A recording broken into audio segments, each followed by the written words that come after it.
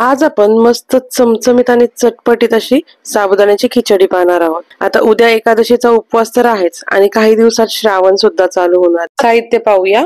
आता हा साबुदाणाच बघा ना, काय मोकळा मोकळा मस्त भिजलेला आहे आणि हा मोकळा दिसतोय म्हणजे कच्चा अजिबात नाही हा, अगदी व्यवस्थित हा भिजलेला आहे। आता हा छान असा मोकळा होण्यासाठी भिजवायचा कसा, तर साबुदाणा 2 वेळा पाण्यातनं स्वच्छ धुवून घ्यायचा, म्हणजे मग त्याचं स्टार्चचं प्रमाण कमी होतं। आणि मग अगदी जेवढा साबुदाणा आहे ना त्याच्या लेवलने बरोबर पाणी ठेवायचं, पाणी खूप जास्त घालायचं नाही। आता इथे मी छान खमंग भाजलेल्या शेंगदाण्यांचा कूट करून घेतलाय, हा थोडा जाडसरच आहे। हे बटाट्याचे काप स्वच्छ धुवून घेतले आहेत। मिरची घेतलीये, या 7-8 मिरच्या मी घेतल्यात, कारण मला ही थोडी तिखट हवीये। तुम्ही तुमच्या आवडीनुसार ही मिरची कमी जास्त करू शकता। ही मिरची आपण कट करून घातली तरी चालणार आहे, पण मी इथे ही मिरची वाटून घालतीये। आणि जर तुमच्याकडे जिरं खात असतील तर तुम्ही या मिरची सोबतच जिरं वाटून घ्यायचंय।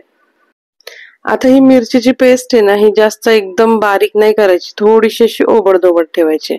ही पहा, ही अशी खिचडीमध्ये ना कट करून टाकण्यापेक्षा अशी पेस्ट टाकली ना मिरचीची की छान चव येते। आता इथे ना तेल घेतले आणि तेलामध्ये आपण कट केलेला हा बटाटा घातलाय। आता तुम्ही पाहत असताल की हा बटाटा अजिबात कढईला चिटकत नाहीये, कारण याला मी 2 ते 3 पाण्यातनं व्यवस्थित धुवून घेतले, त्यामुळे त्याच्यावरचं स्टार्च कमी झालेलं आहे, म्हणून हा बटाटा या कढईला चिटकत नाहीये। आता पाहू शकताय हा मस्त असा फ्राय झालाय। आता तो फ्राय झाला की मग त्याच्यावरती लगेचच मी मिरचीची पेस्ट घातलीये।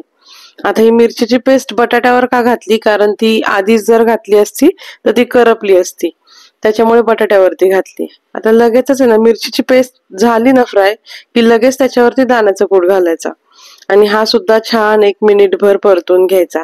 आणि ही सगळी प्रोसेस आहे ना बारीक गॅसवरती करायची, मोठ्या गॅसवरती हा शेंगदाण्याचा कूट लगेच करपू शकतो। आता हा शेंगदाण्याचा कूट सुद्धा व्यवस्थित परतून झालाय। आता त्यावरती लगेच आपण साबुदाणा घातलाय, तो साबुदाणा थोडासा मिक्स करून घेऊया। सगळा व्यवस्थित मिक्स झाला ना की मग यावरतून आपण मीठ घालणार आहोत। हे पहा व्यवस्थित मिक्स झालाय, त्यामुळे आता इथे मीठ घातलंय आपण। आता गॅस मोठा करायचा आणि याला छान असं परतून घ्यायचंय। आता हा साबुदाणा आहे ना थोडा पांढरट दिसतोय, तो दाबून पाहिला ना की तो असा पेस्ट सारखा होतो, तर तसा न होता जेव्हा आपला परतून परतून येतो ना साबुदाणा, तर तेव्हा तो असं थोडा दाबला की पेस्ट सारखा होत नाही, म्हणजे तो साबुदाणा शिजलेला आहे। साबुदाणा व्यवस्थित परतून घेतलाय आणि त्याच्यावरती ठेवलंय झाकण। अगदी 2 मिनिटांसाठी आपण हे झाकण ठेवायचंय आणि हा साबुदाणा छान असा वाफवून घ्यायचा। त्यामुळे काय होतं, आपली खिचडी छान मऊ बनते। 2 मिनिटांनंतर झाकण काढले। आता यामध्ये मी साखर घालतीये, पण ही साखर पूर्णपणे ऑप्शनल आहे।